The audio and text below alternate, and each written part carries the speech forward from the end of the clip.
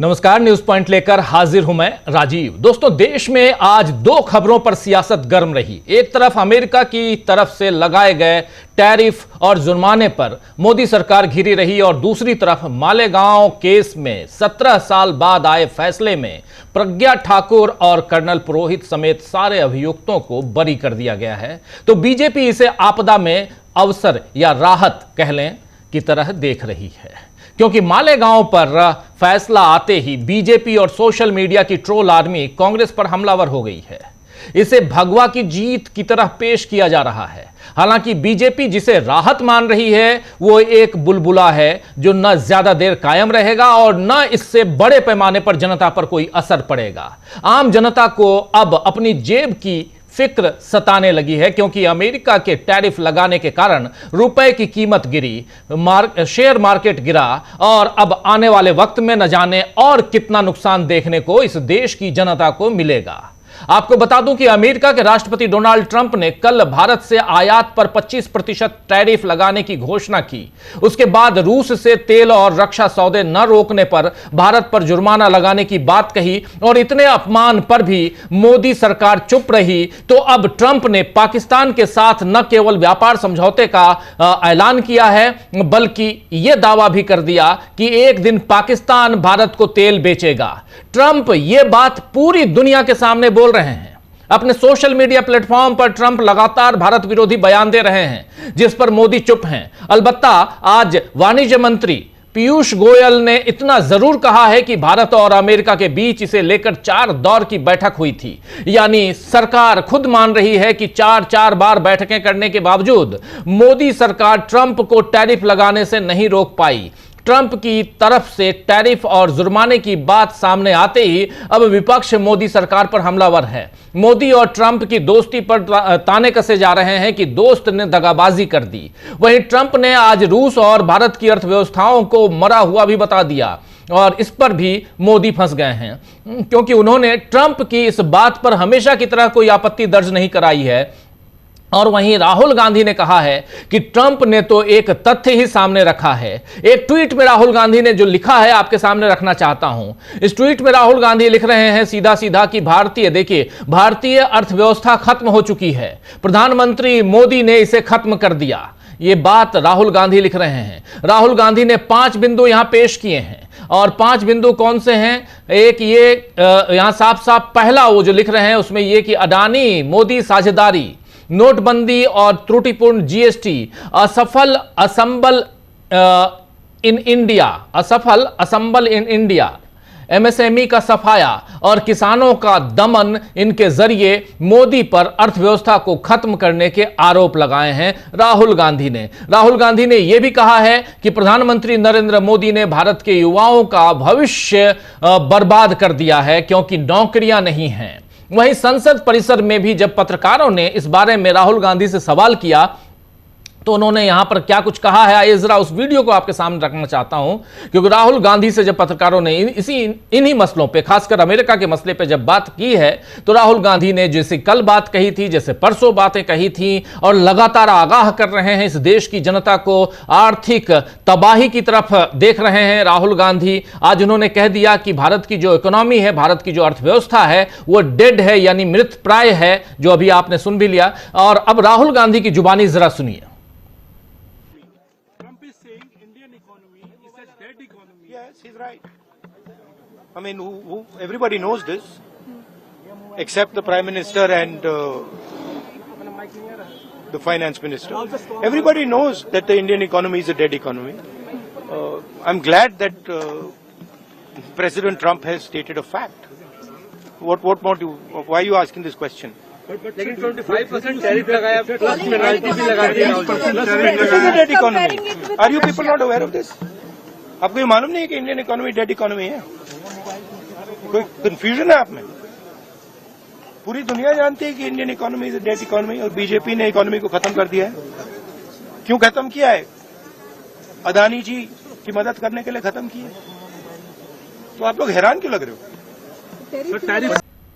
तो साफ साफ यहां राहुल गांधी पूछ रहे हैं कि आप लोग हैरान क्यों लग रहे हो? आपको नहीं पता है क्या कि बीजेपी ने भारत की इकोनॉमी को डेड इकोनॉमी बना दिया है, यानी मृतप्राय कर दिया है, और यहां आप लोग और अदानी के लिए किया है। ये सारी बातें यहां कह रहे हैं राहुल गांधी, और बीजेपी पर सीधा आरोप, भारत की अर्थव्यवस्था को खत्म करने का आरोप, बहुत बड़ा आरोप लगा रहे हैं। और साथ साथ डोनाल्ड ट्रंप ने जो टैरिफ लगाया है उसके कारण क्या कुछ होने जा रहा है, इस पर भी बहुत सारी बातें राहुल गांधी कह चुके हैं पहले भी। बीजेपी नेता अब राहुल गांधी पर हमलावर हैं कि जो देश के खिलाफ बात करेगा राहुल उसका साथ देते हैं। लेकिन इन बीजेपी नेताओं को पीएम मोदी से भी सवाल करना चाहिए।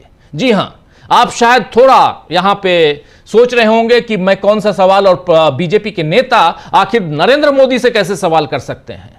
जी हां, बीजेपी के नेताओं को जो राहुल गांधी से सवाल कर रहे हैं उनको पीएम नरेंद्र मोदी से भी सवाल करना चाहिए कि जब ट्रंप देश के खिलाफ यानी भारत के खिलाफ बात कर रहे हैं तो फिर प्रधानमंत्री होने के नाते मोदी कुछ क्यों नहीं बोल रहे हैं। जाहिर है कि ट्रंप बुरी तरह मोदी को फंसा चुके हैं। हालांकि यह बात सुनने में अच्छी नहीं लगती है कि कोई हमारी अर्थव्यवस्था को मरा हुआ कहे, लेकिन जो हकीकत है उससे मुंह भी नहीं मोड़ा जा सकता है दोस्तों। जब देश में बेरोजगारी और महंगाई चरम पर हो और व्यापार उद्योग सब में मंदी दिखे और इसमें भी 2-3 उद्योगपतियों के हाथ में देश की संपत्ति आए तो ऐसी अर्थव्यवस्था पर सवाल उठने लाजमी हैं। हालांकि राहुल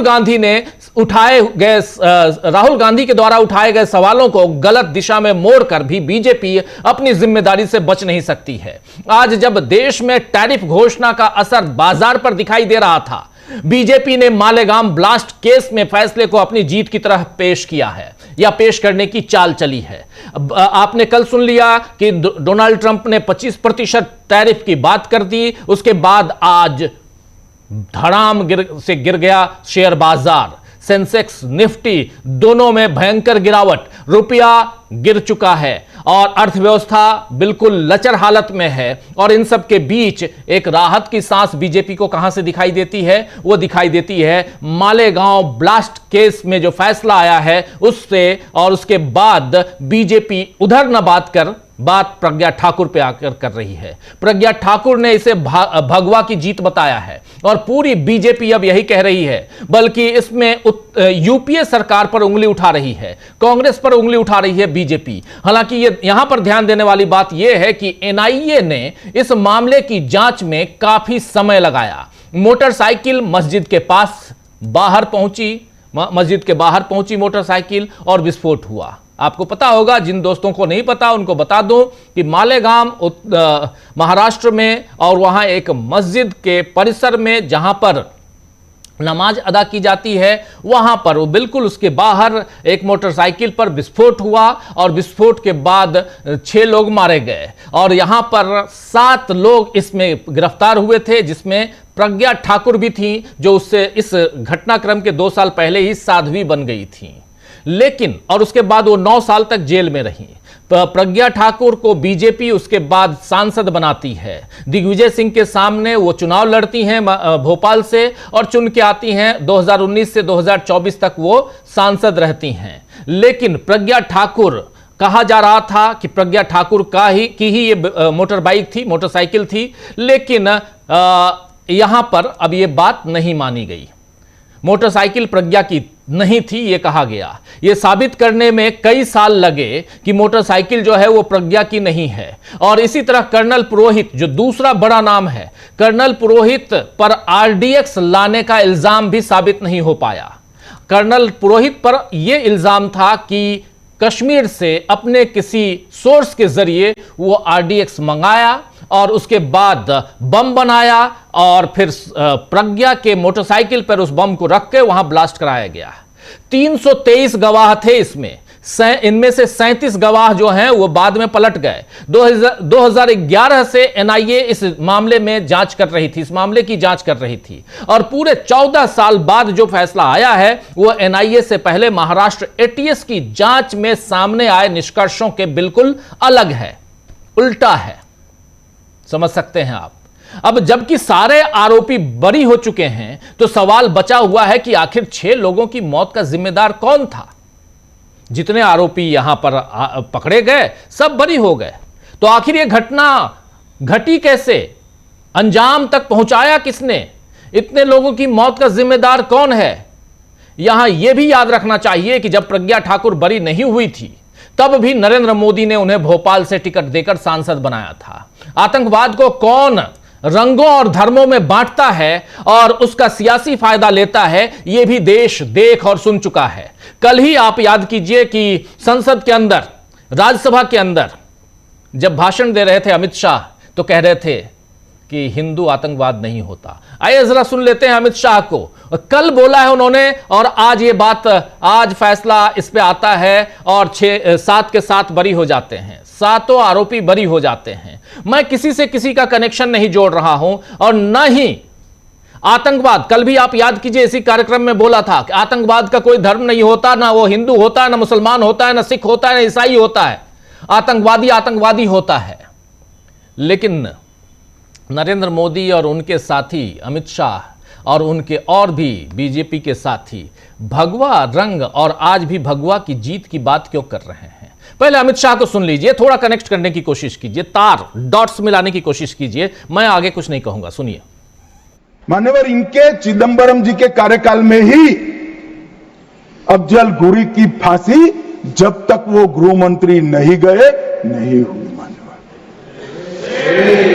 बंबई का हमला, बंबई के हमले के बाद आज ये दिग्विजय सिंह चले गए हैं। उन्होंने कहा है तो आरएसएस ने कराया था।